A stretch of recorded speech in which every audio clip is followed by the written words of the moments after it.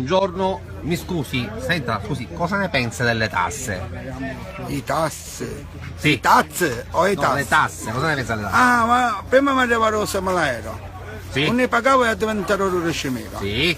Poi 20.000 e poi diventarono 24.000 euro. E quindi che fa? Li paga, giusto? No, li si minchia tutti questi piccoli vale e bevo subito all'Inpas. Ci si sente qua, prima è arrivato 6, poi 12 e poi 24.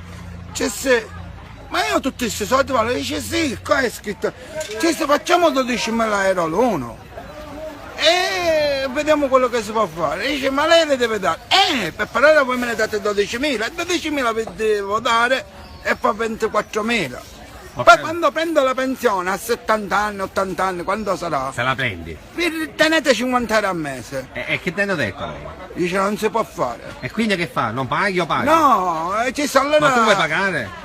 No, le buttate lì davanti all'Inpas. Non mi mandate più queste cose.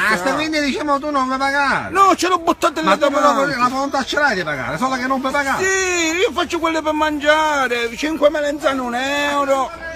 Oppure per esempio una mozzarella alle 10, un pantalone 2 euro a questo signore che è cliente mio. Okay. E mi compro per esempio una mozzarella. Io l'ho comprato 10 euro di carne a San Giuseppe Iatta, carne speciale però. Macellata ce l'ho, però non mi c'è l'intervista. Lei mi viene a dire ce l'ho. Ci scambiamo a questa, se no. Prima buone sono, vediamo, buone. Ora Vede, sono caldi, io mi porto i soldi e ce li devo scambiare agli altri. Io ancora non mi ha scanciato niente, già mi fanno tutti i piccoli cattivi, 10,5. Dai, tutti cattivi interessi. Quindi in sostanza quell'appello ci facciamo allo Stato, lo dobbiamo pagare o non dobbiamo pagare questo? No! Non si pagano queste cose, se no non puoi mangiare più! Non ti dare niente! Quindi no allora! Arriva pure a Rai! Maria! Io mi vedo Canale 5, Italia 1, ma arriva a Rai il 145, ma sono pazzi, l'ho preso e l'ho strappata, perché se la paghi la prima volta, la pagare sempre, non la pagare mai, perché se c'è la prima volta i soldi dici allora c'hai i soldi, se tu non ce la paghi sempre, loro ciupano la cattenuta. Quindi tu che consiglio stai dando agli italiani? Non pagare niente! Benissimo, benissimo. Tu quello che mangi, quello mangi,